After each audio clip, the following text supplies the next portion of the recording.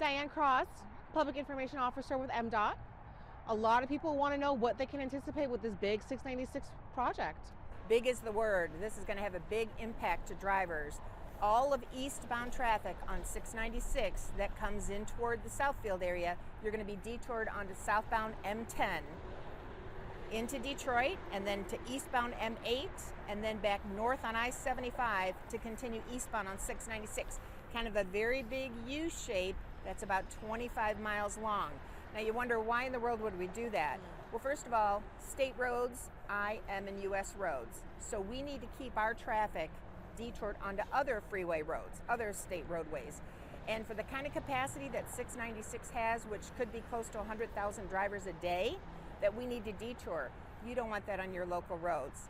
So we are detouring it to other freeways. But the thing is, drivers can drive on any road they want. As long as you're legally allowed to drive your vehicle, you can drive on pretty much anything other than a private road. So we can expect we're going to see a lot of heavier traffic on the local roads in Oakland County for anyone going eastbound for the next 2 years. Now, you were saying, I think, especially come Monday, that morning commute, people are going to encounter congestion, they're going to get turned around, all the things, but you're anticipating that eventually people will find the best route for them to take based on where they need to get to. We know from having done so many of these big projects, it takes 2 to 3 weeks before things kind of settle down. We're doing this Saturday morning, so we don't have work traffic yet, right? So Saturday and Sunday, we're going to just have a smaller amount of traffic using M10 or using some of the mile roads. But Monday morning, that's the day that everybody needs to plan to leave super early, either to take our detour, and even if you don't use 696, so you're like, what do I need to worry about that for? If you use any eastbound road in Oakland County, you're going to see heavier traffic, which then may make you late. So everybody needs to leave early Monday morning. Then Tuesday morning, people will maybe try a different route, or they'll leave earlier or later. And then Wednesday, it takes a couple weeks till people have tried all their different options, and then they settle into a routine. They still don't like it, but now they know what they need to do in order to get where they need to go for eastbound drivers. Now, Diane, I know you've heard this a time or two before. People, when they drive on 696, they think it's fine. Why are we here? Well, what people think is fine versus what engineers who've studied the lifespan of a concrete and know what's just around the corner, that it's ready to crumble, like what we had in the Macomb area about maybe 6 or 7 years ago. We rebuilt that portion of 696 because we just had chunks of concrete coming out. We've just rebuilt the last 2 years the west end of the project from 275 to Lasser. It had been crumbling for years, and we just kept putting Band-Aids on it, just doing repair. This stretch is ready to reach that point, and the most important part is we have the funding right now from the feds, some from the state, and we all know we don't know if we're going to have road funding. We have no idea what the future holds with this, but the road needs it. We've got the money. This is the time to do it. So yes, it is going to be rough for a couple of years, but then once it's done, if you realize what an investment in Southeast Michigan, we will have rebuilt all of 696 from 94 to 275 over the course of about a decade. That says a lot about how important this part of the state is for the economy and all of that type of thing. So it's a short-term pain, and it's a big one, but it's really for a long-term gain. So a couple of reasons for the immediacy. A, the funding. B, walk us through, in layman terms, what would happen if you didn't do this project right now based on the lifespan of the concrete? So this portion of the freeway, and again, we're talking roughly from M10 to 75 through the Southfield, Oak Park, Pleasant Ridge area, Royal Oak too, we start to have more potholes. It starts to crumble. We have crews out there filling potholes, or we start doing weekend work where we cut out chunks and replace them with other concrete to fill in that hole. It starts getting that quilt look of all the places that we have to do the patching. And then at some point you reach where you just can't patch anymore. There's just too many holes. There's not enough substructure that is as safe to hold up the roadway, and it just kind of deteriorates, and then we have to close the road because you can't drive it, or we close the road to fix it. And funding doesn't wait until you're ready to use it. So it's not like we could say, hey, let's hang on to that $250 million for a couple of years. We'll get a couple more years of lifespan out of this. That money's gone. If we don't use that money, we lose that money. So it's, the road is in the condition, we've got the money, this is the time we have to do it. All right, now just walk us through one more time the specs. We're talking about the affected area on 696. We're going to detour you about 25 miles And we are always going to let westbound traffic go through. So westbound drivers, if that's your route in the morning, you don't have to worry. Other than we're taking you down to 3 lanes, but that's really going to have a very minor impact.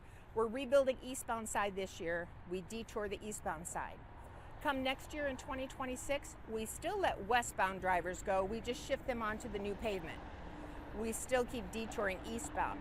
And part of that is because 696, where we're standing nearby right now, the exit ramp to M10 has 2 lanes open, so it can handle more quantity.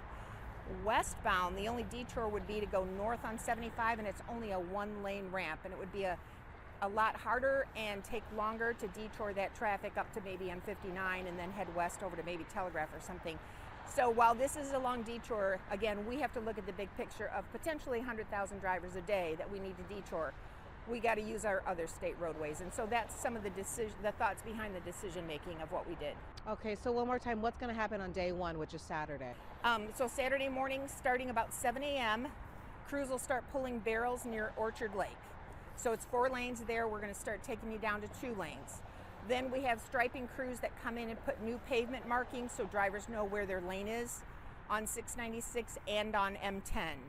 Then we'll start down at the east end, start closing ramps so people can't get onto the freeway. We'll start closing at Woodward, we'll go to Coolidge, et cetera, all the way back to here. So no new traffic comes on.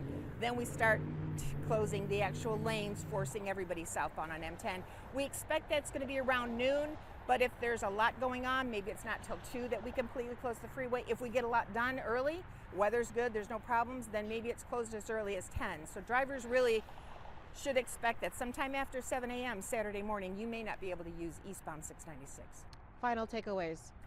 Drivers need to be prepared. We have michigan.gov/drive. That's the whole statewide map of where we have construction and crashes working. You zoom into the part of the state where you drive.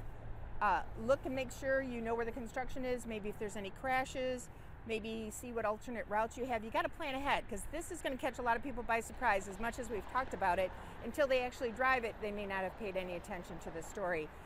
So Monday, Tuesday, Wednesday, maybe even that whole first week is going to be a pretty rough one, as every morning. So let's say eastbound, you have to drive Monday morning to get to daycare on time.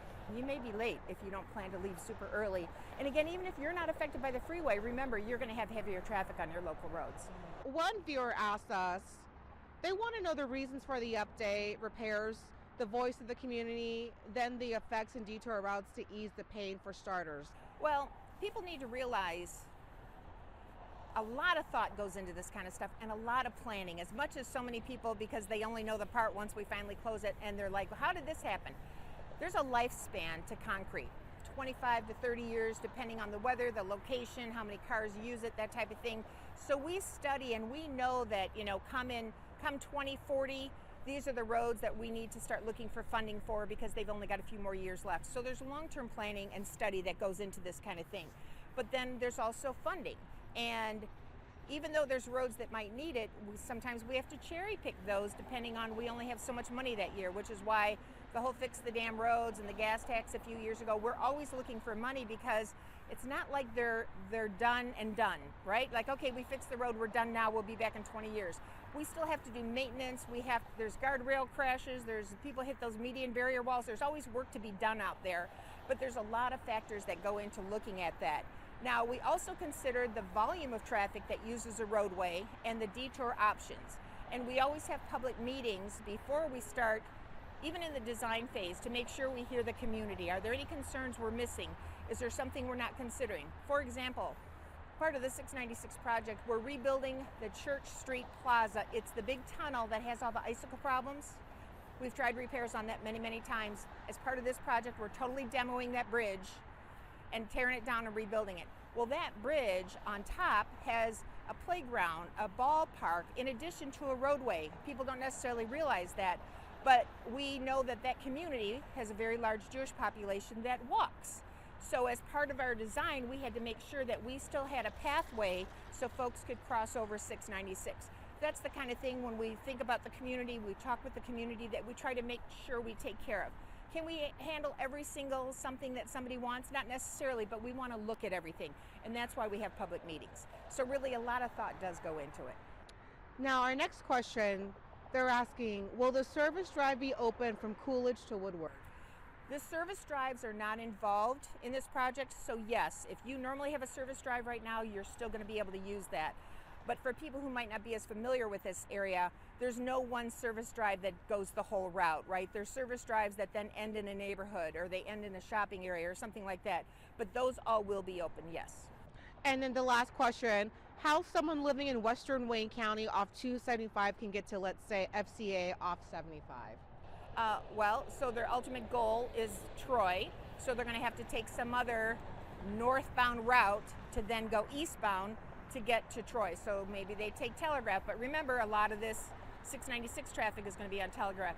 Maybe they stay on 275 where it becomes M5 and they go up Pontiac Lake Trail over to Telegraph. But again, all of that needs planning and extra time that you're going to need to do because you're not the only one who needs to find a detour.